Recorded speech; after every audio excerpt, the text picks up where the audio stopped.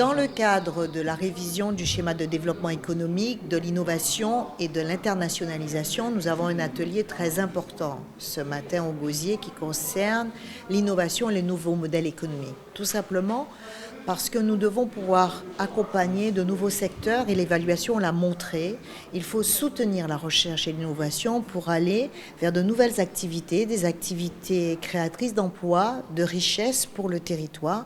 Et on le voit dans des secteurs qui sont des secteurs innovants autour de l'innovation sociale avec le concept de l'économie sociale et solidaire qui existe en Guadeloupe, mais qui mérite d'être soutenu, d'être accompagné. Je rappelle que ce schéma, c'est le cadre réglementaire à travers lequel la collectivité régionale met en œuvre sa stratégie de développement, l'accompagnement des entreprises, la mise en place de sa stratégie de l'innovation, ainsi que sa politique en matière d'internationalisation des entreprises. C'est un schéma qui est réglementaire, prévu par la loi Notré, la loi de la nouvelle organisation territoriale, qui a été mise en place en 2015. La région a eu en 2016 à acter son schéma, mais après chaque mandature, il faut réviser ce schéma ou l'adapter.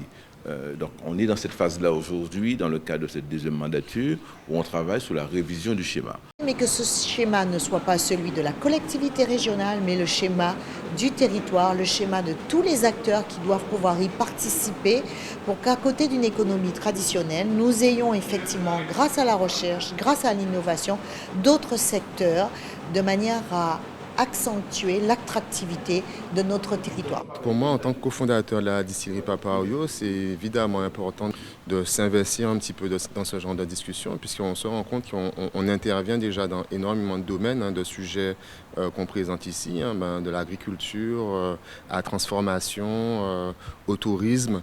Tout ça, ce sont des sujets où il y a de l'innovation et qu'on doit porter dans le cadre de nos projets. Donc c'est important de pouvoir expliquer, d'avoir des rendez-vous comme ça pour pouvoir expliquer un petit peu quelles sont nos attentes, nos besoins, la direction dans laquelle va nos entreprises et comment on a besoin d'être soutenus. Nous avons commencé avec une opération comme un Green Startup sur tout ce qui concerne l'agro-transformation dans cette volonté d'aller vers cette souveraineté alimentaire. Mais il y a bien des secteurs, notamment dans le secteur de l'innovation sociale avec le vieillissement de la population.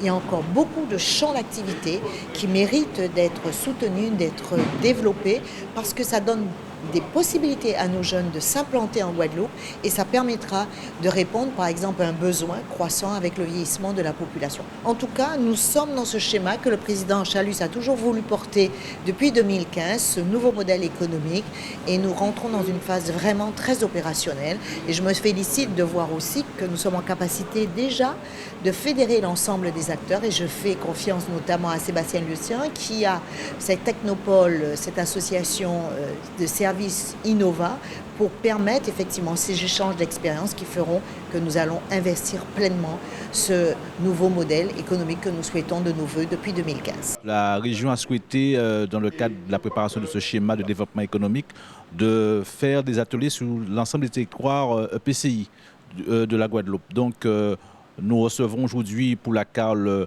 l'atelier ce matin qui s'intitule « Innovation et nouveaux modèles économiques ». En fait, c'est l'occasion de rencontrer les acteurs du territoire, de discuter avec eux, d'échanger avec eux sur leurs contributions et sur leur vision du territoire.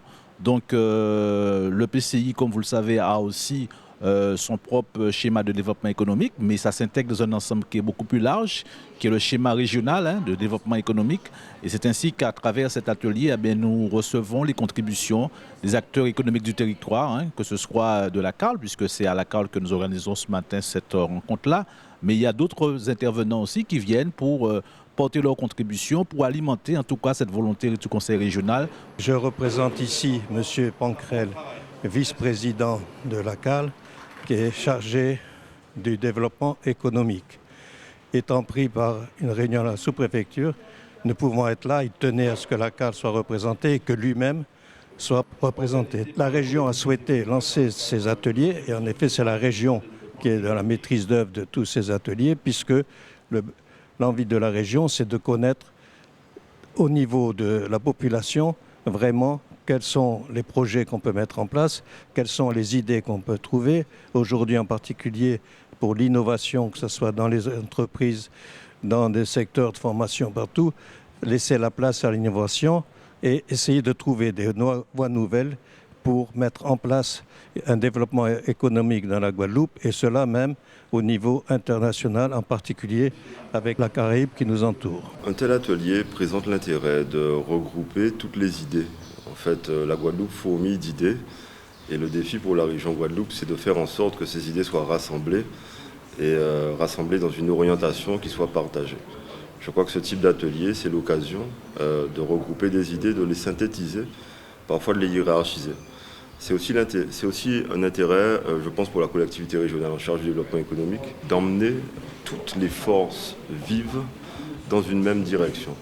Je crois que lorsqu'on n'a pas d'objectif partagé, on passe son temps à se déchirer.